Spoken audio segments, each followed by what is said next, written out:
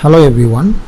Today we are going to dive into one of the most fundamental and powerful function in Microsoft Excel, the count function in Excel.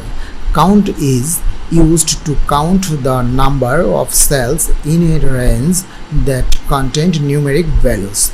It's an excellent tool for quickly telling of data point without having to manually count them. Okay, now let's look at the sentence of the count functions like it's a straightforward sentence. Then if I gonna type here the count functions, and here is say the value 1 and value 2, you can see it's take one or more arguments separated by commas in there, and these arguments represent the range or individual cells you want to count.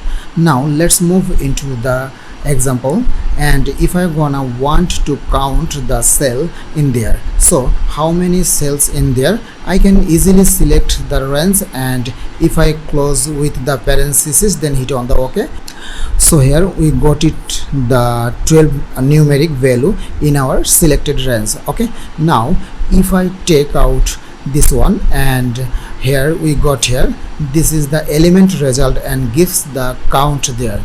Okay, so when I check out there, it doesn't also count the blank cells in there, it's only count the numeric value in your selected range. So there you have it. You now have a solid understanding of how to use count function in Excel along with the related function like count blank and count if. So these tools will be make your data analysis task more efficient and accurate.